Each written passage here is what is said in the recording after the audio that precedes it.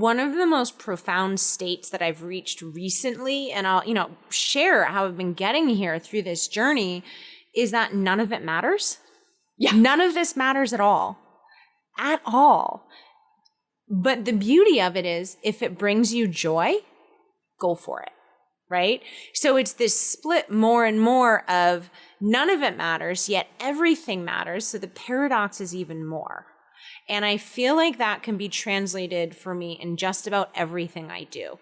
Like even right here, right now, it matters, every single thing of how I'm communicating and representing myself. And yet at the same time, and us in sharing for those listening and creating a connection with other people in both our vulnerability and our, I don't know what's happening, these two sides that are, when I come to the middle of them, is the master. And it's the one that knows exactly what we're doing, exactly where we're going, why we're doing it, how we're going to do it, the alignments that need to come through, that extra walk you need to take, or that nap, or that transcendence you need to do on that 15-kilometer run you're going to do, because on the other end of that is liberation of some form. And so it's that everything matters and nothing matters. How does it feel for me?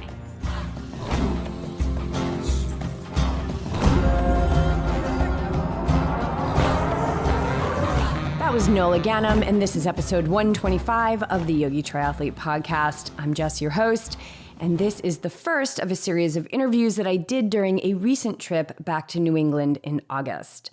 I met Nola shortly after our move from Boulder, Colorado to Newport, Rhode Island in 2010, and thank goodness. As most of you know, that move was nothing less than jolting and the final straw that got me to start meditating. But Nola was someone who already spoke my language. She was a go-to for me, and we ended up sharing a massage office together for years. Nola knew me right at the beginning of my meditation experiment, so she shed some light, you guys, on the last pieces of who I call Old Jessica. I've been in the healing arts now for well over a decade, and I can tell you that Nola is truly a healer. Not because of any magic techniques or trainings that she has attended, but simply because of her contagious love and her deep desire to connect beings across the globe. Nola is and always has been extremely intuitive, but she also holds the fierce determination to follow through on her heart's calling. In other words, she is walking the warrior path, and she continually shows up for the work. Since our conversation together, which was YTP number 7, she has stepped away from her excuses and right into her biggest fears. She is an example of something that I firmly believe about all us humans, and that is that we are marvels of change. We are not hardwired, and what we fear is there for us to grow from because it's what we signed up for before we even came into this world, you guys. Just set the pace and let the cells follow. There is no time for wishy-washiness for people who desire to live their dreams. We must hold a strong resolve because walking the warrior path to higher levels means that we must walk through what Nola refers to as the gauntlet. And she's been through it more than once. For sure, BJ and I have walked through it as well. Every person in this existence that shows up to better themselves will absolutely 100% walk through the gauntlet. We must. In order for us to resonate at higher frequencies, the lower frequencies must exit. It's a universal law. There is no getting around it. And I think today that you'll get a very deep look into one person's walk, and I think you'll hear the joy in her voice and the love in her heart that keeps her going. The important thing to know is that the same joy and love-filled life is available to all of us. In short, Nola is our cacao dealer, and if you've listened to this podcast before, then you know that we're into her cacao. Nola shares with us the profound work that she is doing through her company, One World Cacao, through which she may just be saving the world, you guys. BJ and I have been drinking Nola's cacao for years, and we've been using the whole beans in our training and racing for a long time. She is giving us all a special deal, so stay tuned to the outro for that sweet offer. Nola's awesome. I love this girl so much. To be in her energy is to be high-level living. So get ready to soak her up because I am handing you over to my chat with my dear friend, the Cacao Queen herself, Nola Ganem.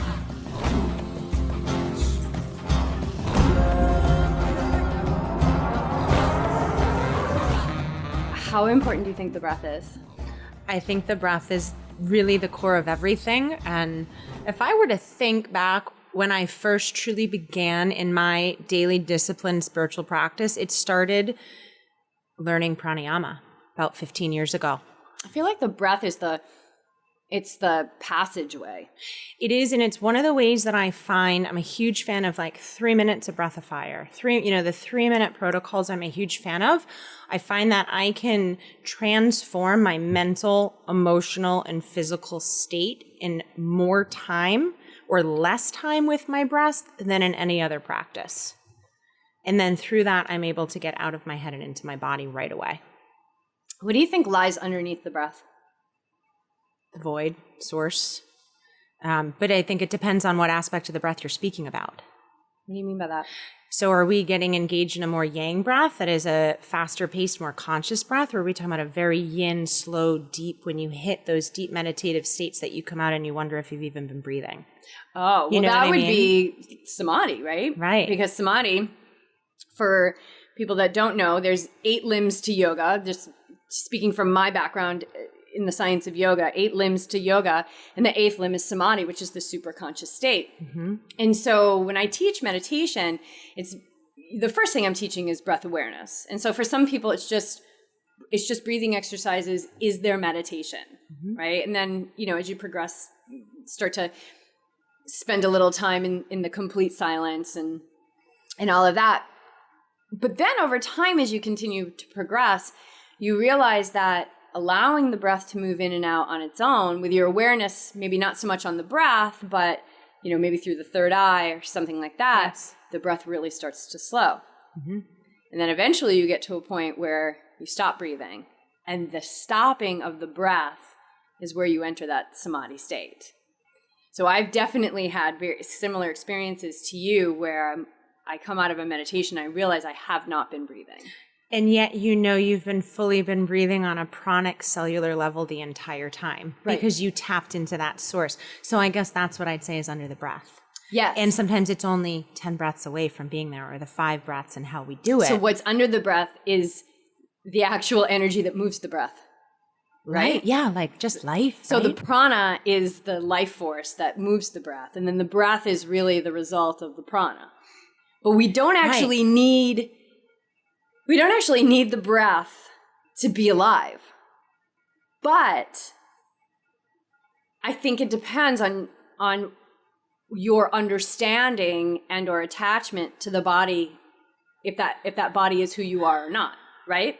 Because when we start to associate more with the spirit, mm-hmm, then we realize that the body is not actually what's keeping us alive, mm-hmm, quote unquote alive, mm-hmm, right? But if, let's say I'm just, Joe Blow never meditated before, for him to hold his breath, he might have a severe physical reaction, yes, which does not equal samadhi. No, not in the least bit. I was going to make a pun there, but it's, You start with breath, just in the end to let go of the breath.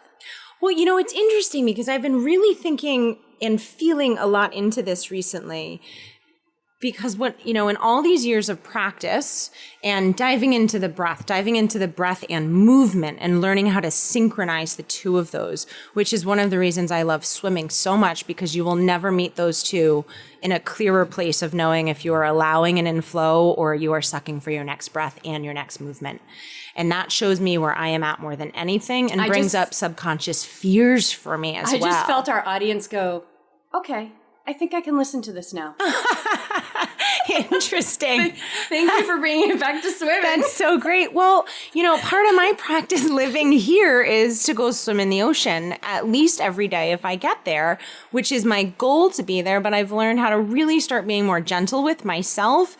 And the more gentle I'm becoming, the more disciplined I'm becoming, which is a fascinating experience to go through.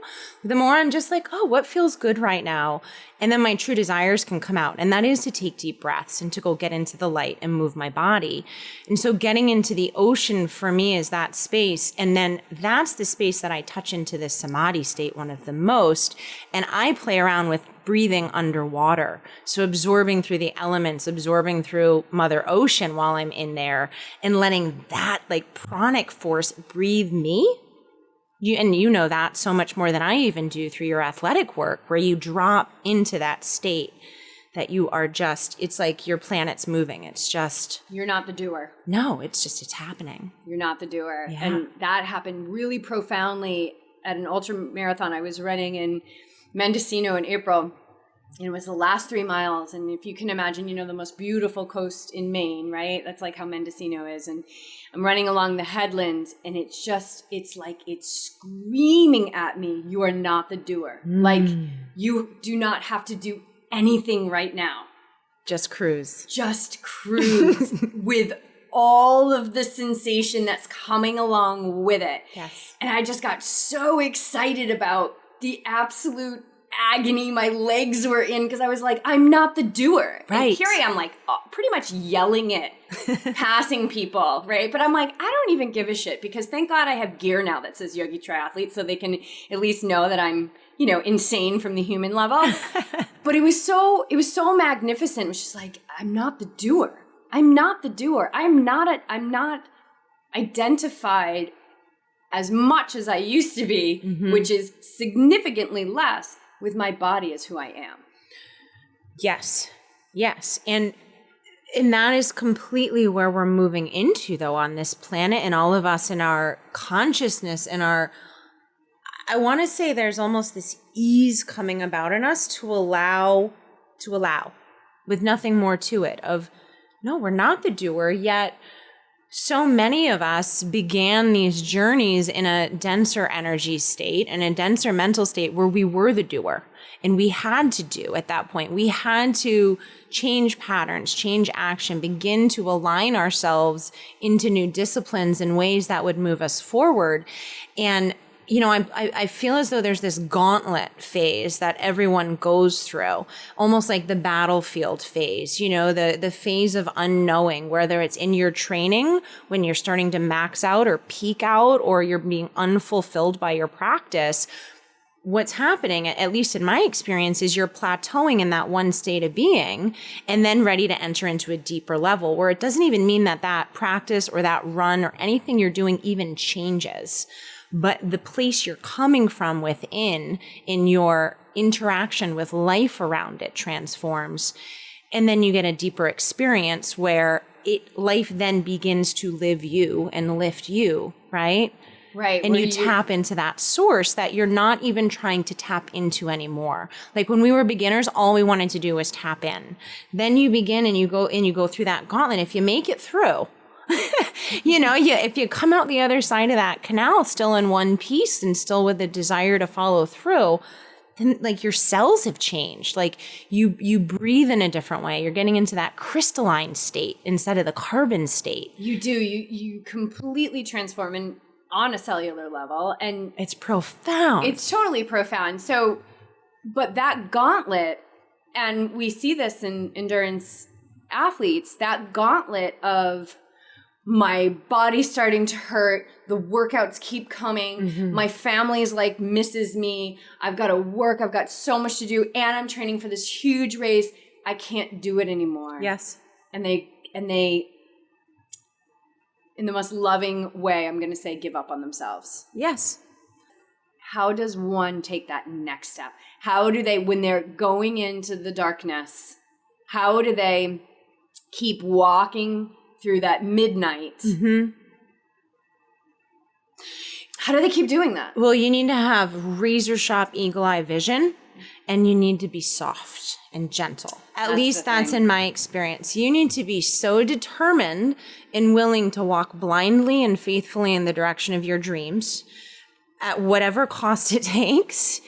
And that can be ferocious and fierce internally, yet outside being open and vulnerable to those in your circle and your life and your, that know you as one being while you're going through a transformation of saying, I love you. I'm not that person anymore, though. And I don't know who the person is that I'm becoming. I want to go on this journey of transformation with you and everyone. Can you help me to learn how I can be more? I've had to go through a lot of that in my own way of, one, I would refuse to look back. So the past is no more. It's been lived. It's been written. It's there, but it's over. And my rear view mirror on my car keeps falling off. It's been happening for the past year. See, that shit happens to people. Like when you... Nonstop. And I have 2 spiders that live in the rear view mirrors of my car, like my driver's side, and they weave webs. And when I know I'm having a big expansion about to come, when Spider Woman comes in and I'm like, all right, someone else is going to come in, a new thing's about to come. So yeah, it was scary. It was lonely. It was rocky, doing that blind faith walk through the darkness. But I'll tell ya, it has an intelligence to it, and everyone that's meant to be with you on the other side of it and more is there waiting for you with cheering arms, you know? And not everybody's going to walk it with you. No, they're not. And that's okay. And a lot of people are going to still be right at the beginning saying, you don't have to do this.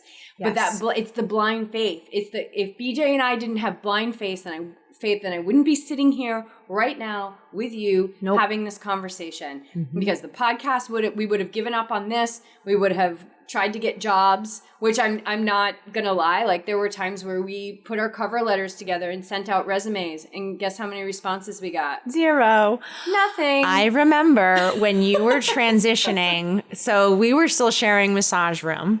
We were both kicking butt in our practices. Oh, booked out 6 months. Yeah, easily. We were doing 90-minute sessions, doing everything in between. People walk in Humpty Dumpty, walk out like Hercules or Xena Warrior Princess, right? Over $100 an hour. Well over, yeah. I mean, we were doing great to all standards, highly sought out, all of those things. And I remember us both going through this transition where we just sort of look at each other of like, I know I'm really good at this and everyone loves this, but like, I'm over it on some level and I don't know what that means. And it's really uncomfortable because I've devoted my entire life to this. I'm not over the work. I'm not over this, but this model of it.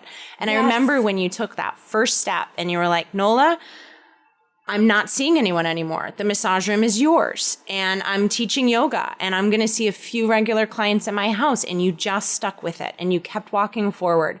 And then you guys purged your home and you started writing and you started getting things moving. I have chills everywhere. And BJ started lightening up and, and it was just this it started turning a cycle and you did it. Mm-hmm. And look where you guys are now. It's phenomenal. It is phenomenal. But it's scary, and let's not make it sound like it's an easy process. No, and what we were saying before the mics went on, and I can't stress this. I mean, I really can't stress this enough because my own experience, knowing you so well, watching you, we've had so many talks. You and I have had so many hours of talking and experiencing together. And people that I see from afar, and I learn their stories because I'm in the plant-based industry or in the endurance sports industry. There is nobody that I know or have heard of that has followed that deep calling, that has walked through the gauntlet, that has not absolutely had their ass kicked. But it was that ass kicking that allowed all of the miracles to come in. Yes. And we have this fear of discomfort. We have this fear of, oh my God, I just got out of debt. I don't want to go into debt. We have this fear of, what if I hurt myself? This fear of success, fear. There's so many fears that we have to get to the other side of those. We got to walk right up to them with open arms. Totally. Not clenched fists. Yes. Right? 100%. Open arms. And that's the vulnerability that you're talking about. Yes. And, we've known each other now, oh my gosh, I don't know, maybe 7 years or so, whatever, how many lifetimes. I have no idea. Timelines are weird for me now, I have to be honest. I know, I can't do the math, but at least, but yes. You definitely knew me prior to being a yoga teacher. Yes. So definitely with a little bit sharper edge. Well, when I met you and I came to see your massage room. I probably made you cry at one point. You tried, but I'm a tough Portuguese. It didn't work. I grew up around you. No, I'm just kidding. Chain gang. I remember going into your room and all of your certificates were on the wall, all of your anatomy charts and I was like, okay, I get it. You're a very important massage therapist and you know your shit. Totally. Love you, but That was totally me. And I was like, all right, cool, and graduated with honors. And don't you dare try and hang anything on my walls. Oh, and no nail holes. I know. I didn't even keep sheets for the first 6 months. I think I toted them back and forth. I was like, woof. Right? You could feel that hoarding of like my privacy and myself and my role that I played. Which is understandable though. And what I'd like to like even share in with that is we've had to charge like that, like we all had to find this. I mean, we didn't have to, but those of us that chose to live as much out of the box as we could, given the societal standards that we've had in the modern day that we've been lived in. And those of us that have decided to forge our own path, whether that be with massage therapy, as where that is now an in the box thing. It's not even out of the box anymore, right? I mean, it was out of the box, but when it I was got into then, it. Same here. And we went to massage school at the same time. I was 2006, right? And I was out in Utah. And I was, the exact same time. Right? And that was another synchronicity we had. For being quote unquote so different, right? Like I loved you from the moment I met you. Same here, yeah. Right? And we are so different, and yet so similar. There were no walls or borders. No. No matter the certificates I had on the wall or anything I was trying to hang on to as my identity. There were so many parallels for what you and I were experiencing in our lives. Absolutely, and see, and that other parallel, like for me, mine was totally afraid to own it. Right? So don't share anything that I am. Don't speak about the knowingness I've had my entire life. There wasn't an awakening I went through or a time. It just has always been for me. But my paradigm was that means you don't get to have friends though. If you live fully in that power and that truth and you share and the knowingness you have, whether it's in a massage room or others, no, you need to keep that separate behind closed doors in private space because your intuition and the telepathy and all these things that are running through you active threaten people and you lose friends. So you keep it super hidden, but as soon as your hands go on someone on the table, let it loose. If that makes any sense. So now my life is about, well, it was like I had to just pretend in a way. It was like kind of like a dual I cared identity. more about being liked and fitting in than I did about honoring my like true path. So I got really creative internally and found a way to have two basically identities, right? I'd be here in Newport doing my massage and healing arts and, doing my practice, sought out, and then I would go every single year to the different countries, Southeast Asia, Central America, India, and just dive in and live it. And wash off all of the societal standards and the type A and the charge, get really soft, dive into indigenous work, go into plant medicines, go into the training, get to know the physical body, all that. And then I'd come back here and land back in Newport, Rhode Island every time like, are you friggin' kidding me? How am I back here? But obviously this is where my work is, So it's been this back and forth where now I'm just, and you've been such a great mirror for me and in such a way too of the athletic community inspires me so much because there is so much action. There's so much determination. There is such positive reinforcement happening. And one of the major journeys I've gone through in the past year and a half of deciding to learn how to run a business that I'm running now and a company is that there are good people out there that believe in you, that want to support in you and have only that energy, nothing else. But you have to, when you're... That was not my story before. So you have to focus on, to change your story, you have to focus on what your story is not currently. You have to focus on what's being blocked out because your identification with the story. Yeah. And when, there's a lot of people who believe that there's a lot of bad people in the world and things like that. And I just see a lot of people doing the best they can. Yes. No matter what that looks like. Yes. The best they can. Right? Because vibration is everything. That is the law that precedes every other law out there. It is our vibration. It is our frequency. It is our, whatever it is that you want to call it, karma, whatever it is. And we got to clean that up. Yes. And a way to start cleaning that up is moving out of letting the old go, right? The past does not exist. And just, where am I right now in this very instant of breath? Who am I?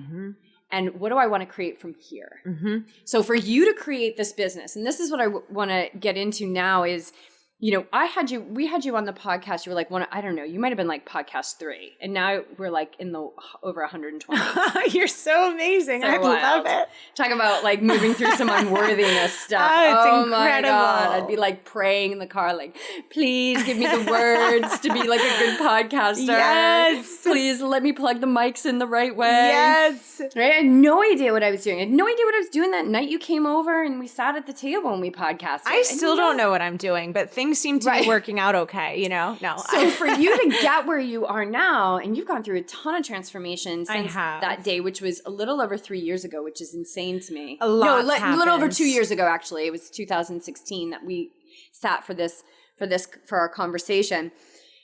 But I'm watching you go to business school. I'm watching you do these linear things. Mm-hmm. That was not the Nola that I knew, because I knew you on such a deep level, because it was behind that massage room door that you and I would open up. And I mean, there were times when you would be working on me and I would be clawing at the sheets and I would be sweating and you would be like, I'm not getting out of your psoas. Like, I remember. Or like, your uterus is so sad. Oh. I'm going to love your uterus now. And I was like, it is so sad. Yeah. Like, it's just vacant. But then you would release with hysterical laughter. I would release with hysterical laughter. That was my so thing, because I was beautiful. done releasing with screaming and punching the wall. And shift that paradigm. So you could still move the energy, still do the release, but in a different way. Yeah, so I'd be sweating, clawing at the sheets, and hysterically laughing, the two of us, while you were like 4 knuckles deep into my uterus. That should be the name of a book. 4 knuckles deep in my uterus. Anyhow, my personal transformation story. Yes. But so I'm watching you do all these linear things to create this business. And I'm excited to hear how it's all come together and what the articulation of it looks like right now, because I really don't know. Mm-hmm. So what's happened since then? Wow. I mean... A lot of dry heaving. My 4-series novel will be out next year. Breaking this down, it will be a saga series written in part fantasy, part lifetime parallels coming together, and part real time. No, a lot has happened. Basically, I got rerouted in my life.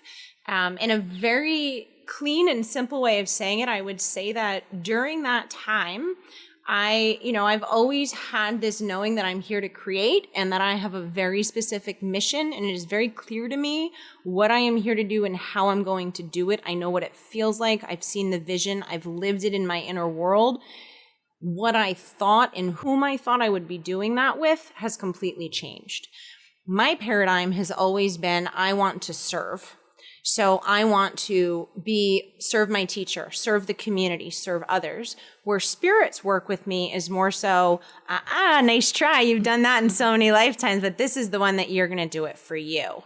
And so what ended up happening is, I say, death came to my doorstep to unhook me and free me from all of these places that I had conditions to my self-worth and my beliefs in the mission wanting to come forth, and the validation that I needed for myself to be worthy. Like, I never went to formal college, I, at 19, went to massage school, started traveling around the world solo in these different ways and diving into, the indigenous studies and work.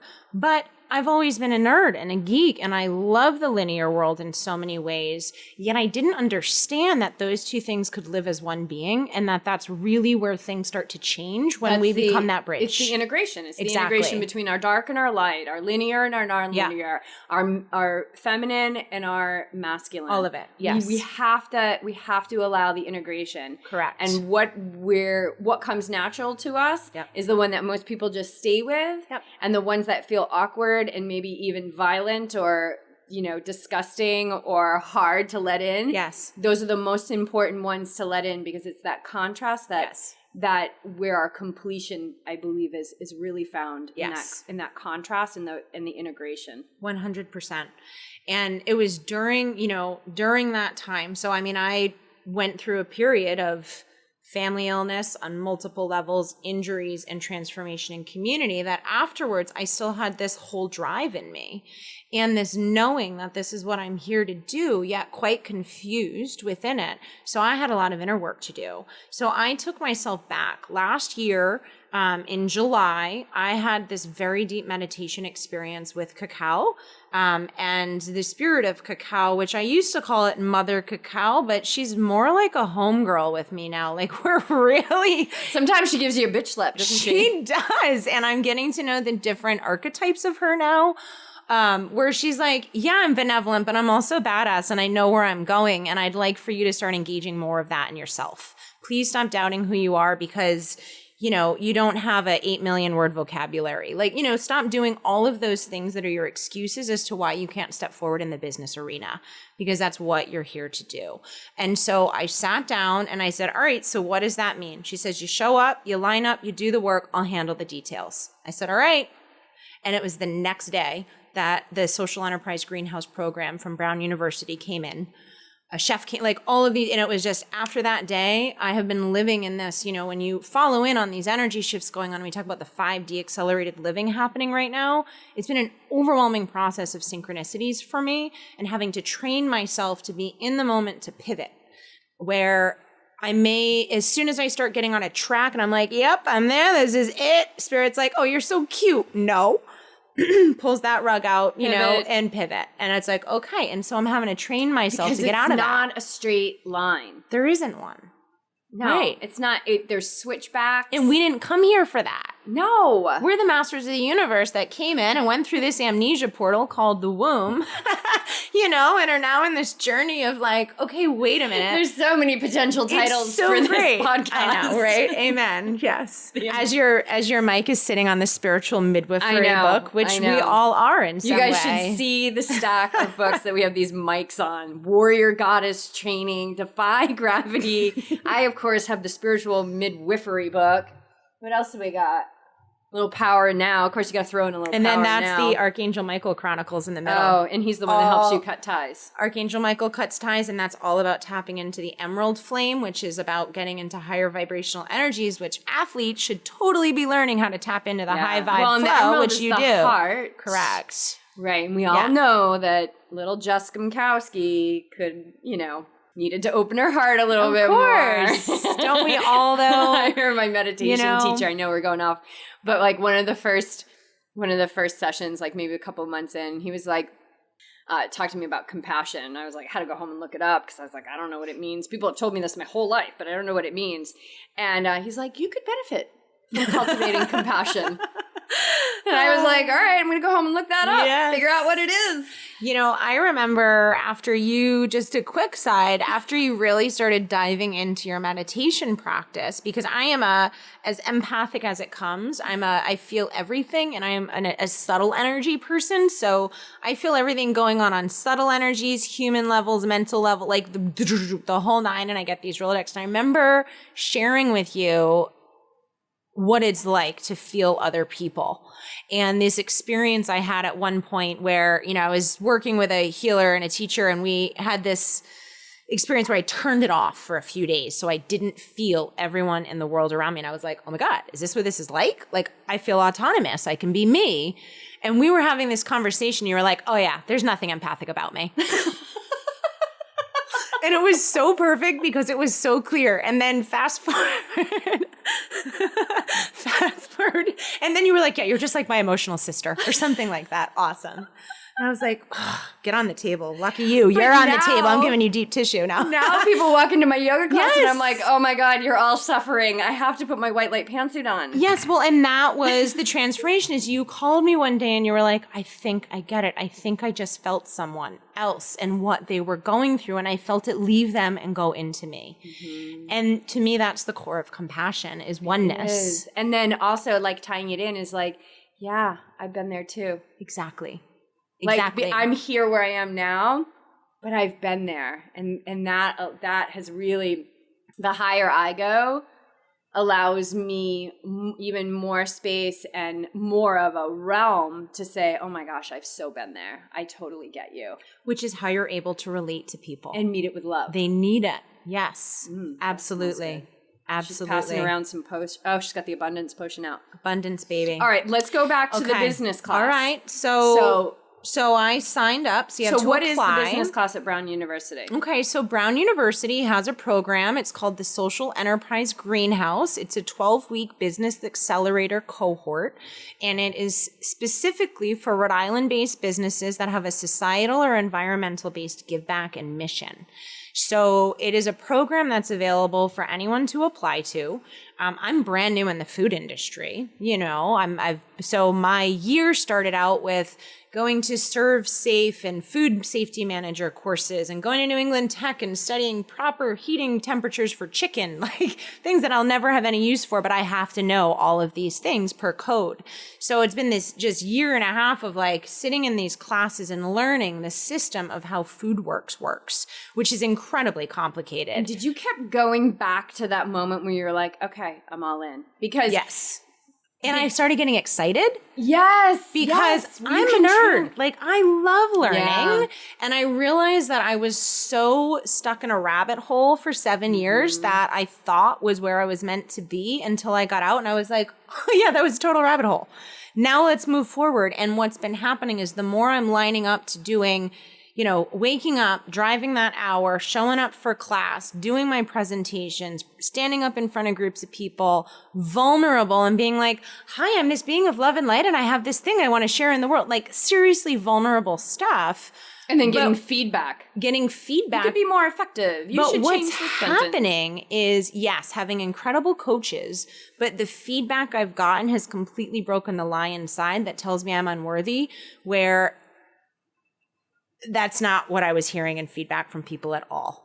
And it was all blown away of the success and the vision and the determination and everything I have, and just people incredibly impressed with what I'm doing, which has been an incredibly humbling experience. And my nature is to run. Like as soon as I do something that people like, when I was younger and I'd start exercising or getting healthy, like high school time, as soon as someone would compliment me, I'd stop. Like I have this big, bright personality and I know I'm meant to be in the center and meant to lead. And yet all I want to do is go kick it out in some village with some kids and like just go play at the beach and not do this whole powerful woman stepping forward in the world thing. And yet I'm so enjoying it now. And so that experience transformed that separation for me. Well, it's how into you look willingness at it. for all of us. You can be frightened by it and you can say, this is uncomfortable and this is not me, right? This is not me. I'm not going to do this. In my mind, I didn't want to be that girl. You can get excited. Exactly. About like, oh, I'm excited to learn how to correctly cook chicken, even though it has nothing to do with chocolate. Which has been phenomenal. Exactly. But so it was this excitement. So it was a dismantling occurring as I'm moving forward, right? So like, It's like a boat in water. You have to keep moving forward. Yep. So, and as you move forward, of course, the deeper seated limiting beliefs and stuff is going to come up. It's like a rip current in the ocean. Like the stronger it's moving in one direction, the deeper it can get down into that, bottom of the ocean sand or the muck. And it gets so strong in the muck. Yeah. And it starts coming up. And so like, the more you're like, but we're pushing full throttle, or hey, the engine needs a break for a minute, and the best way to clear muddy water is to not move, like let it settle sort of thing. And that's the allowance. We have to, so there's the act and allow. Correct. Act and allow. Take action and allow. Yes. Because if we're just acting, doing, we're working against universal law. Yes. So we have to take the space, and we were talking about this before, about how we've got schedules in our day, and I've got appointments and people that I talk with and yoga. But then there's times where I'm like, I just need to take a walk. Yes. And I need to sit on the bench and I'm going to let the sun like hit my face. And then I'm going to come back. And so it's like we have an idea of what the day is going to look like. Yep. But that the way that you and I are working is that we're willing to pivot, knowing that those pivots are what's going to make that day totally complete in what was meant to have happen. Yes.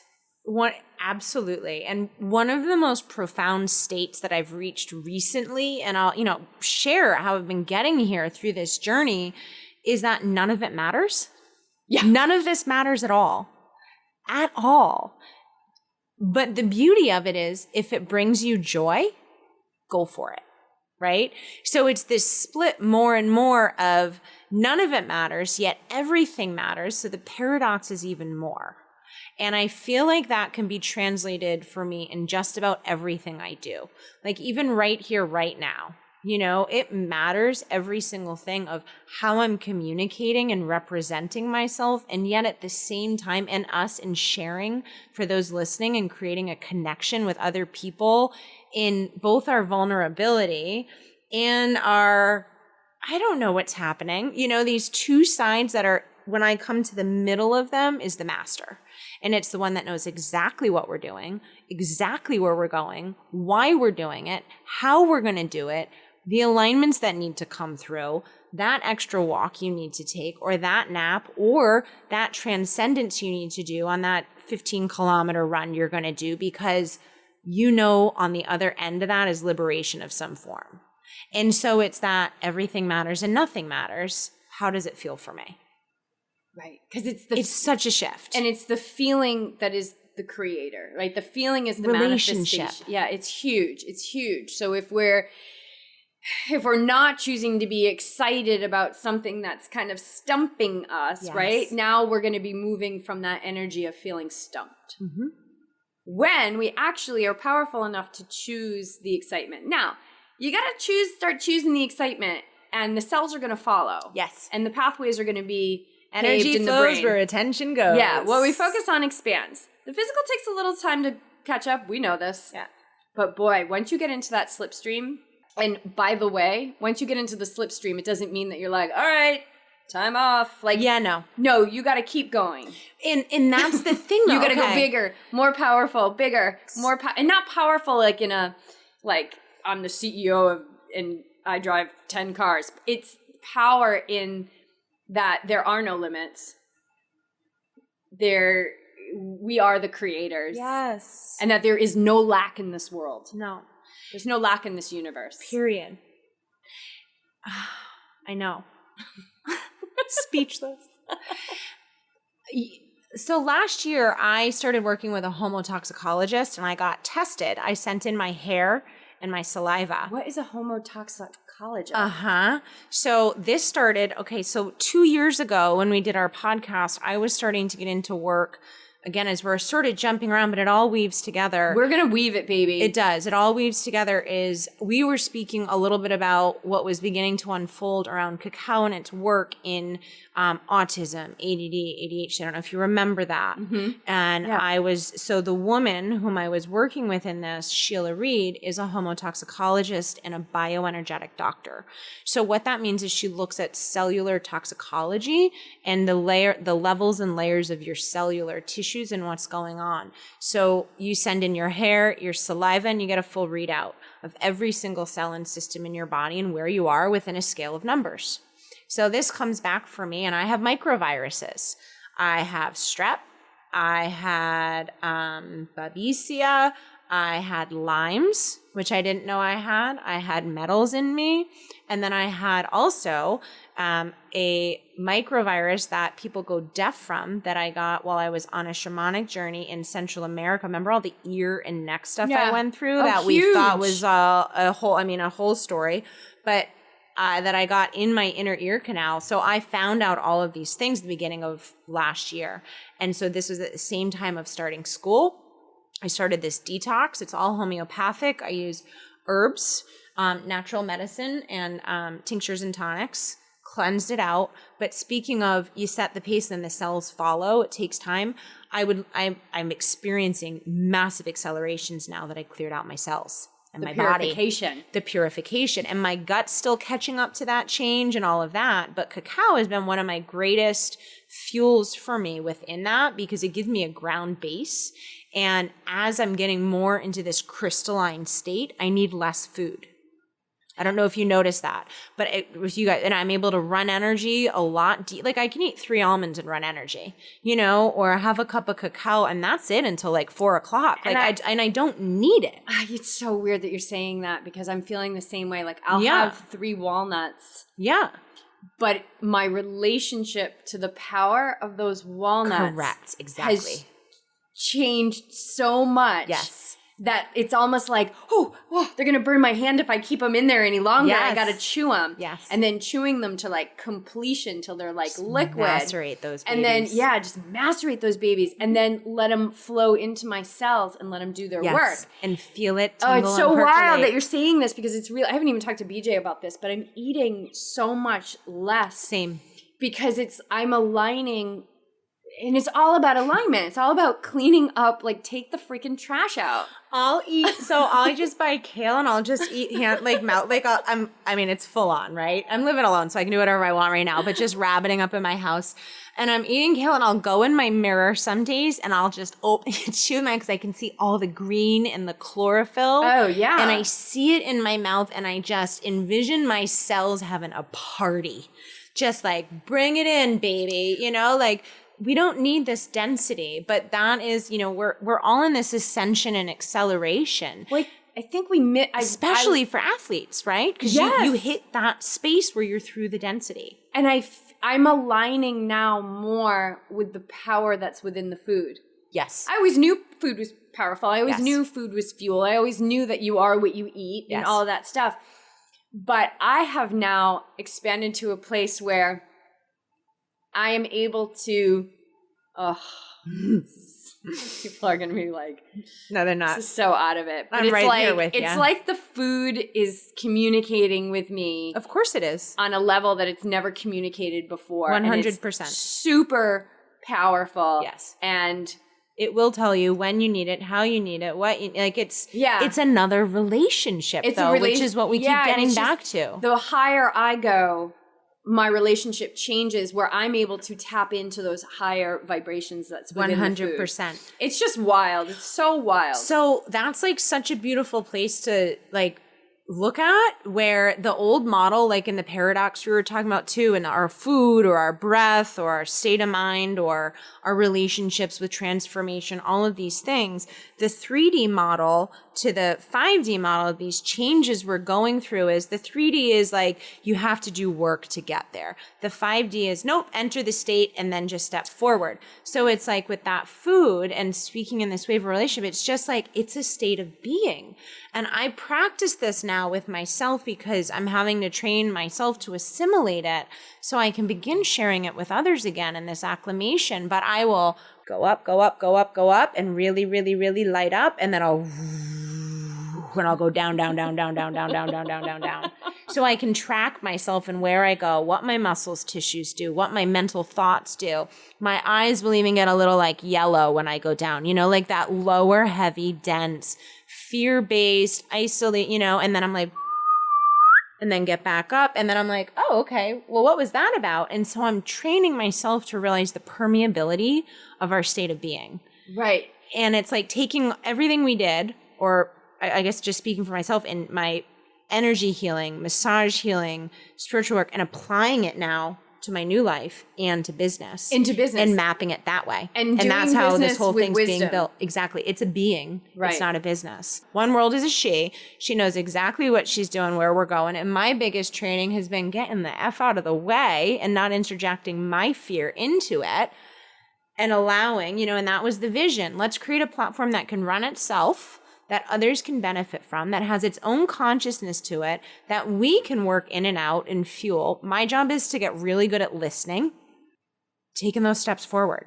Right. And walking into those offices and signing those documents and sitting in with my attorney and saying, so I have this thing I want to do, Right. So your business is One World Cacao. Mm-hmm. And you took all these steps last year going through this 12-week program. What did you get out of that program? And how did it apply to the model that you have now? I've had this same vision and work that I'm doing now come through me, in me, since, it's funny, I pulled out paper. So basically what it's forced me to do is get organized and get clear and to show up for the work. So it's one thing when you're inspired to do something and you have an idea or a dream and you want to do it. Actually, I think of Elizabeth Gilbert, who wrote Eat, Pray, Love. She said after she wrote that book, she had a lot of people that wrote her and they said, you stole my story. That was my story and you stole it and I was going to write that book. And she's like,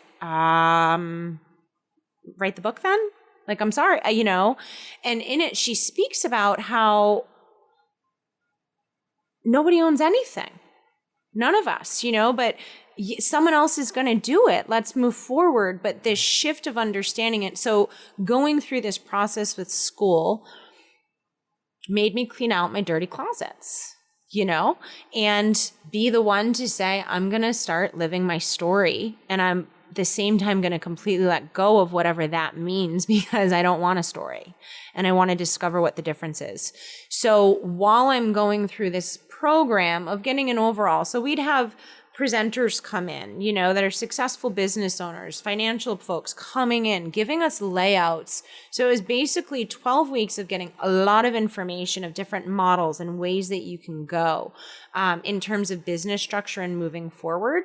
I believe I was pretty well off getting into this program because I have 12 years of running the massage business and have just lined up within this. So I learned how to structure. I started as an LLC last year. The beginning of the summer this year, I'm now a 10,000 shareholding incorporation. I have dreams of following in my great-grandfather's footsteps of an ESOP company. And what's happening in this time, so this program basically just kept leveling up and giving me feedback from professionals that are doing the work and understand it. So I could go, oh, that thing I was so afraid of really isn't that scary. I just didn't understand it. And that person that's standing up here sharing their knowledge is no different from me. That's right. That's right. Especially now that I have the knowledge that they just shared. That's right. And then sitting in this classroom and sitting around all of these other incredible, incredible people. I mean, we had everything from, farmers and gleaming and coffee shops and Asian fresh, beautiful tea to our grain. I got this incredible mentor through this program as well. This woman, Marianne Squillis, that is a CFO and was my mentor through this. And I attest a lot of my experience to my work with her. She believed in me. She saw me. She got me off the fear bus every time, and was like, you got this. Let me help you. So things that would scare me, finances, numbers, and I was like, she's like, you got to learn it, kid. Sorry. And I'm like, all right, teach me QuickBooks, teach me Excel. Yep. I'm ready to change it. Yep. So that has just continued to evolve, where I got to just kind of learn like, oh, wow, there's like a lot of amazing people out there doing things. And this is a sticky thing for me to even really communicate, but I feel like there's a lot of stuckness in the spiritual community of people sitting with visions and dreams with no action because we don't have this wherewithal to do it. And so it was this place for me where I've observed and seen that. And I'm like, well, these are all my friends. I want to get by with all the help of my friends, and I want to create something. So I know I can do this. So let me just dive in and build this awesome business and this network and this thing so we can all benefit. Yeah. And so I did it. The resources of this physical world. 100%. So there's this great story. In the Yogananda's meditation gardens are in Encinitas, which are 10 miles down the road. They're beautiful. From me. I've been. Amazing. And there's a pool there, right? You know the pool? Mm-hmm. That he never even used. I don't think it was ever even filled with water. But when they're creating the pool and he's sitting there and he's, just observing and he's watching, and they're digging the pool and they're digging the pool and they're digging there and they're like, Swami, this is going to take so long. We're never going to finish this pool. And they're digging the pool and they're digging the pool. And they're like, it's never going to, day after day. And he's just sitting there and he's watching, right? As all wonderful teachers do. They allow you to suffer. And they say, well, I just don't understand why we can't use that machinery over there to dig the pool. And he says, well, why can't you? Why can't you? Why wouldn't you do that? Like, why would you return day after day and use shovels when you have machinery 100% that will dig the pool in one day? 100%. And we have tools here that we can sit. Like, you can record this podcast. Yeah. Put it out. To the then world. You can go to the beach for a walk. Yeah. You know what I mean? And that is a beautiful thing. Yeah, use the resources that we have. And Absolutely. I think that's where we get stuck in the spiritual world. Because, I agree. as I'm sure our listeners already know, that you and I can go off the rails. Mm-hmm. And we can talk about dimension jumping and all these other cool Which is things, really fun. Which is super fun. Especially for athletes, too. Oh, I'm serious. I know. Seriously. It's wild. You break records like crazy doing it. Yeah. And then you trip yourself out because you don't remember the run that you just did. Yeah. But it happens to me when I'm doing like long runs. Yes. I'm like, yes. Yeah, I'm in a totally different existence. But this is the most important one because this is the one where, the omega point. Yeah, this is the one where we can really get the work done and all of that. I think that's where we get lost in the spiritual world, is that, you know, the people who renounce everything. They do. And you know, there's a piece though, and this is shifting. And this is part of why, you know, I'm a listener and I listen to spirit very deeply. And I'm now at a space after diving in for years and years in very, very deep inner work, in learning the inner Rolodex and really assimilating into integrative state so that who I am internally and outside become one being. I'm realizing absolutely I understand why there's resistance to getting into this system, because if you look at it in that way, it looks like everything that's wrong with the world, right? It looks like why we have the great separation and illusion happening. But again, that's just based off of our view and our belief system. And are we looking through the eyes of love or fear, right?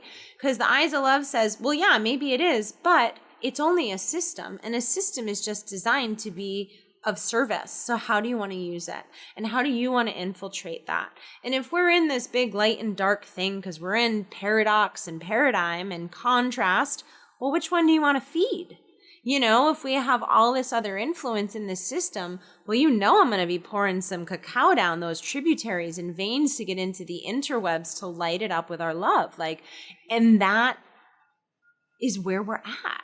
And similar to like people who kind of get stuck in the, you know, in the spiritual world, I can see also like, okay, I work on Wall Street, I'm making money, blah, blah, blah. I don't need to meditate. 100%. Right? But there's so much power that's being missed there. So it's, the whole thing is just this integration. This just, yep. But you have to be willing to drop your story. You have to be willing to walk through the gauntlet. You have to be willing to walk through the gauntlet physically by yourself, but having a blind faith that there is non-physical support that you can call upon. And oh my God, that support is so incredibly powerful. It's incredible. It's the kind that's going to let you sit in the muck. It is the kind that is going to let you suffer. And it is the kind that is going to lead you to that mountaintop view that brings you to your knees in every way, that is the most powerful, beautiful, like just benevolence that anybody could ever experience, and that we can have heaven here on this earth. 100%. 100%.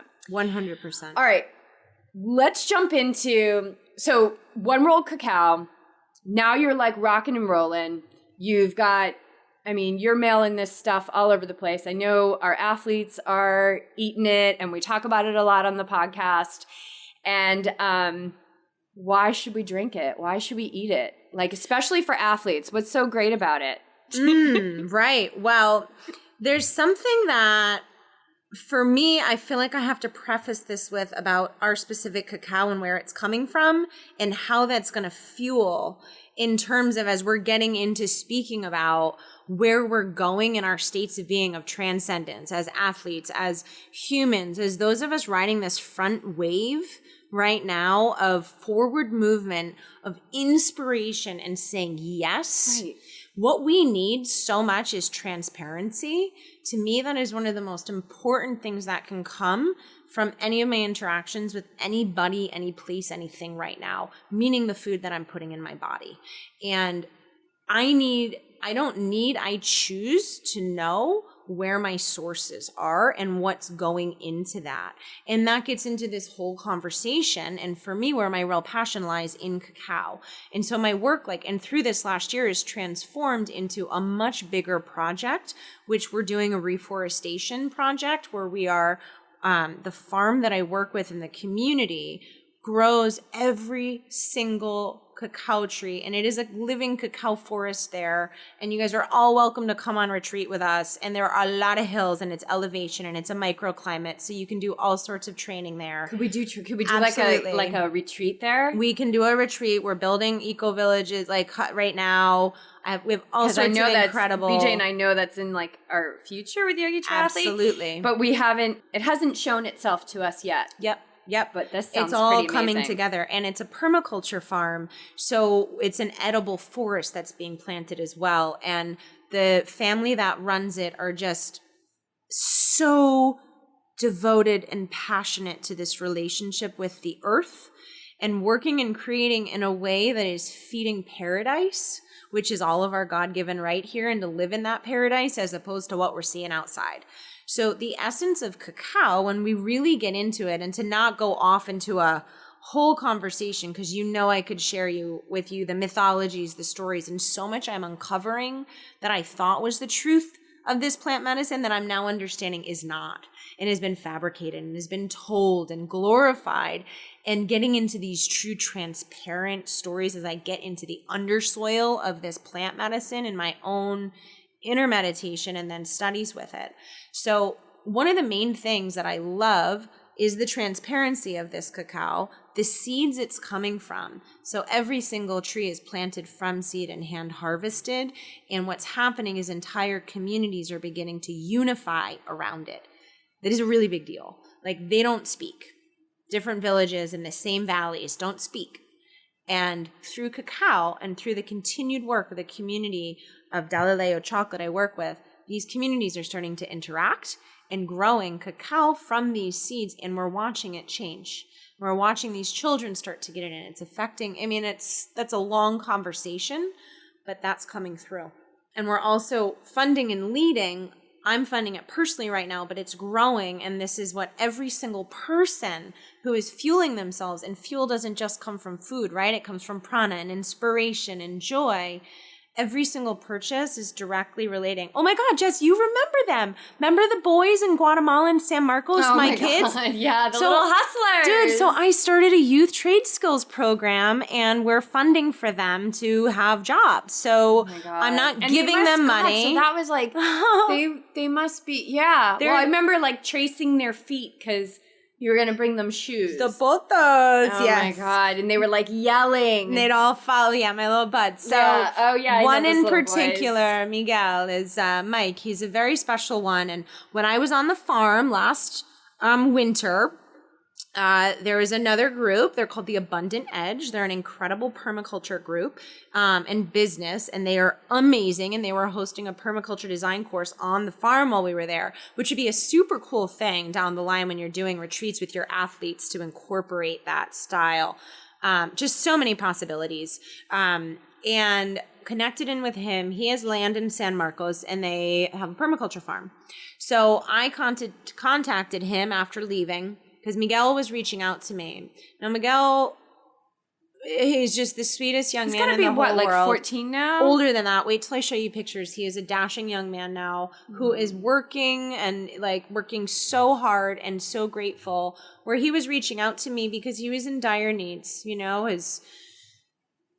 I could go on and on, but either way, what's happening is he's being paid. So I'm sending money down to my friends with the Abundant Edge, their business. They're keeping track of hours and finance, and they are employing him to show up to work every single day. He's being trained in permaculture design, growing, gardening, building, eco work. Like right now, he's building traditional homes, working out of, they're planting edible food forests. He's learning English. He's able to bring organic, healthy food home to his family every day. Malnourishment's a huge thing in these communities, as I know you experienced. So my preface to this whole thing is we paint this picture of cacao and the indigenous way and what it can do for us in a glorified way that isn't necessarily based in reality. Right? And that's what's coming up in this new age we're in, and that I think is so important for so many of us showing up, is we want that clarity on what we're doing and what we're a part of.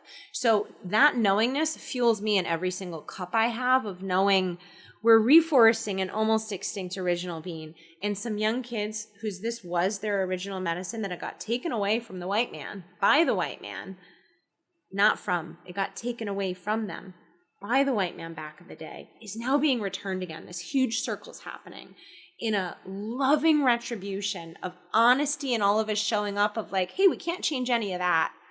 And we see the direction the world's going. So let's build a platform that we can now go to, right? Instead of looking at what's crumbling, let's use the other side of creation. Creation has two sides. Yes. Destruction. Exactly. And the creation. Yes. So let's create that fluid tributary out. Right. And so that's what we're doing with this, is creating this platform to enable and empower and educate. So, its health benefits are off the chart. Right. And then add in the prana you get from that, and then the collective consciousness that you're then tapping into in that. Well, and the purity of the source is huge. It's massive. Because it all comes from the seed. It is. And a lot of cacao is getting very sick out there because it's not being cared for. Yeah. And how is that seed what is the energy of the person who's planting that seed and harvesting those 100%, beans, right? All of that stuff. Yes. So I love that. So the source is just pure and beautiful. And through purchasing this, we're really in service 100% of an amazing transformation and coming together of communities that have been separate. Yeah. And I'm going to start challenging our customers and our communities and our businesses to go in with their groups or their friends or individual and sponsor children. So for them to have a full salary, it's like $150 every 2 weeks that they need. So get 5 of your friends, $10 a week. Right. Things like that. You know, entire training groups, exercise groups, athletic groups, wellness centers, cafes that we're going to get into. So I went through so then we go to the polarity side of what I've been doing. I went in full on business. We are a 10,000 shareholding corporation with an umbrella company and a nonprofit attached to it. And we have the outlet and capability of also building out other brands to be more athlete specific, to be more child specific, in these different ways. So that, because different strokes for different folks, right? And I want to cross culture. I love culture. I love people. I think we're all just so great, and we just need to realize that. Yes, we do. It's that simple. So how can athletes use the cacao for their recovery, for their performance? I mean, I know because I've been using it for years, and I love to pop beans about the last 15 miles of like an ultra, because I know it's, there's a little bit of time before it's going to hit my blood and really, oh boy. How do you notice it? Tell me. How do I notice it? Yeah, tell me about it. I would love to hear. How I notice it is, it's like there's this lightning that happens from inside that I know exactly that creates this space to allow my body to move more fluidly. Yep. When everything says that it should be moving with less range of motion and more suffering and more pain. And maybe those things are there. I don't really know. I don't really care. But it also allows me to get really, really focused. Yep. So when I'm out there running, and I was doing this in Ironman as well, like my focus is on my third eye center. Mm-hmm. It's not on what hurts in my foot. No way. No way, dude. That's dristy, baby. Dristy. Yeah, no. My personal best is coming from vortexing it. Third eye center. And so with I feel like it allows my focus to get really on point. Yes. Because the thing that I love about endurance sports is that it strips you down. Yep. So here I am stripped down. Yep. Bringing in this high source, pure, like life force food to feed my cells. Something bigger takes over. Yes. And like I said, I'm not the doer anymore. Physically, what it feels like, it's very light in my stomach. Mm-hmm. It doesn't feel like there's a lot to digest. Did you ever go through a period of time when it wasn't? No, I've never experienced that. Some people, but it's generally folks that are more acidic, toxic, and need to get to an alkaline state. We'll go through that at first as it begins detoxing you. For me, it's like you weren't in that place. For me, it's one of my favorite things to really it's like a treat, and I take it in towards the end, like the second half of a race, and it feels like there's nothing in my belly, right? Like I'm not working at digestion, but all the power is fed into my cells, and I'm moving faster, I'm moving smoother, and I'm not really you don't have to grasp doing anything. Much. Exactly. So that's how it's worked for me. And I can only imagine for those, I know BJ's been using it too, but like those high level athletes out there that are now integrating, and I'm talking specifically to those athletes that I work with, and who you are, to now start integrating cacao into that, right? Mm-hmm. So now they're working with that purification process through meditation.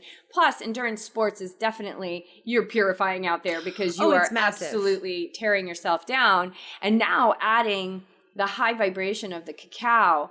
Talk about bringing in a download every single 5 minutes. I mean, that's like the level. You're just so clear. Clarity. You get so clear. And you start tapping in, though, to this source, this grid. Like, your body then, it's like, I find that I go through these phases, yes, through the assistance of cacao, through the assistance of my inner space, and just, the toolbox, right? The accumulation and the yes that we're saying of this moving, where like sometimes I sit and I'm like, it's not even a shoulder girdle anymore. It is a story. It is a space. It is 800 lifetimes that just got triggered because of that thing that just happened over there, and now it's pinching. It's not because I did too many push-ups, And so cacao assists me and everybody in not only fueling us and tuning us, tuned in, turned on, tapped in, right? Abraham Hicks right there for you. Like, get in the vortex. Choose the path and the reality you want to be living. And then the universe has no other option except to conspire in your favor. And yet, while you're in there, allowing yourself to stay in the witness space. So as you're running, as you're out there, as the foot's going or the knee, but you're still in the drishti. So you're still in that focused charge. And I wouldn't even say charge. I'd say focused. Vortex is really what it is, while you're in the receptive, receiving, witnessing state at the same time. And then cacao also opens up a space, I feel like then you have an inner process as well where you can dialogue with any levels. And so the pains, the resistance, you can bring them up. You can bring them up into that heart space. You can bring them up into the breath, and then that prana comes back in, like we started this talk with, and you tap in. And so I feel cacao is just this amalgamator, and it gets into your body and its being, and it goes into the nervous system, and it goes into the subconscious, and it goes into the collective. And it's like, what is this being's deepest dreams? What are their deepest fears? What is all of it? All right, let's help them become whole. And here we go. And that would be the plant medicine side of it. That is in a metaphysical state, right? On that energetic level, which we're all starting to tap into that superfood plant medicine side that is so apparent and important for all of us now, where, some days I'm having chia pudding and some fruit and cacao, and I'm getting 8 o'clock at night, and I'm like, I should probably put more food in me, but what do I need? It's this transcendent state we're getting. And I'd say that, it's called the food for the shift. So I'd say that's one of my favorite aspects of it, is how it can bring us into relationship with ourselves. So if that run you're on, or that swim or that bike, or for me, that 7th hour of Klingon language and computer world that I'm now speaking, Spock out, whatever it is, I'm able to find joy in it now. And I'm able to laugh. And I totally talk to myself all the time now because I'm so busy with so many things. But cacao brings that element of joy in it for me. And that girl, I got your back. It's that feeling. And yet when I turn and I go into a very yin space, because we can talk about all this amazing outward stuff, but let's not lie here. If we're doing light work, we're also doing shadow work. And if you're making waves, you got muck coming up from underneath. And some days I wake up and I'm just like, I just have to feel. I just need to feel, because things are moving so fast. And it's accelerated, and changes are happening, and love's coming in, and energy, and I'm watching the people around me transform as well into these new paradigms, and I just need to maybe let some tears flow right now. And it's okay. And it's so perfect. Oh my God, it's so beautiful. And I think that there's confusion. I see a lot of confusion in the athlete world that injury is bad. And it makes them sad, it makes them mad, it makes them feel unworthy. But if we could start to embrace this mindset of all that injury is, or I'm not going to do this race anymore because I don't have enough time to train for it, these creations that we block our success, if I can use that word, it's just the muck coming up. That's all it is. It's just energy coming up. And it's going to continue to come up and show up until you get to the other side of it. Because me, signed up for this. And we we said, this is what we need to conquer and get to the other side of in this life. So that's why these things come up. And all it is muck. Yes. And sometimes we need to get still and just allow it to settle. I love the quote from the Tao, which is, can you be, I might be misquoting, but it's to the effect of, can you be still enough to allow the mud to settle and the water to become clear again? Exactly. And if you can just hold yourself courageously in a moment of adversity, I promise you that mud is going to settle. Yep. I promise you the clarity is going to come. It will. And it happens right after you're dead set determined it's not and it's over. You know what I mean? Yes. Which is where most people stop. Oh, And it's awesome. that place you have to get through. Hell yeah. I love it. Okay. I think that's a great place to wrap it up. Because we could go all day. We could. Thank you so much, Nola. Oh my God, absolutely. Oh, and I want to give out a promo code though to everybody. Heck yeah. So I want to give a 10% discount to anybody that wants to buy cacao through our website. Okay. And then I'd love to work with you guys as we get going on whatever amazing offering we want to put out there. There's for your work. communities. We've known It'll be that great. there is work for us to do together in this world. And so we're going to continue to let that unfold. And I will include all that information in the show notes and the intro. And so you and I we'll do our due diligence. Boom. All right. I love it. Boom. Hey, so much gratitude to all of you. Thanks for having me on here and taking time out of your day to listen if you're still tuned in.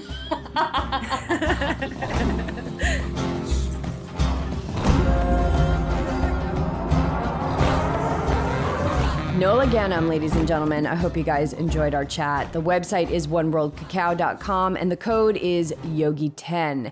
Get yourself some cacao for your training, racing, and life.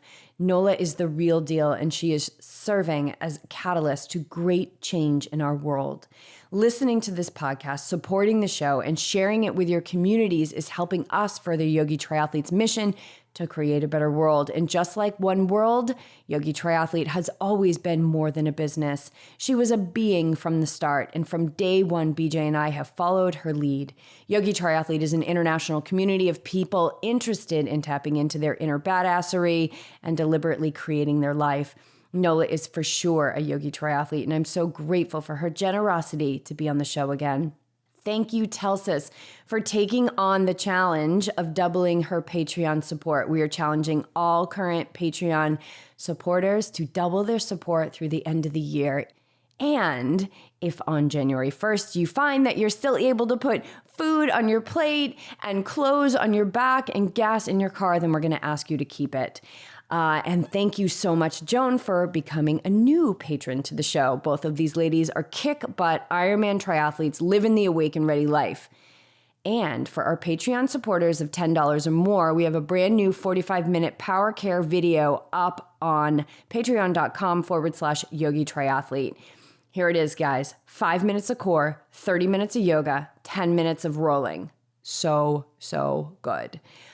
Also, if you are a local to SoCal, we will be at Slim Jim Transformation in Escondido, California on October 20th for their wellness event. We'll have Yogi Triathlete cookbooks on hand, and I may be doing a little something with meditation. We'll just have to see how it all shakes down. Awakeness is our divine right, but only we as individuals can bring this way of living into our life and make it our norm. We must show up for the work. We must cultivate finesse to allow and trust. We must walk with blind faith, and our vision for what we are meant to create in this life must be beyond doubt. The old paradigm of see it to believe it no longer works, you guys. The energies have shifted, and in order for us to up-level, to live our best, to race our best performances, we must be willing to integrate the dark and the light.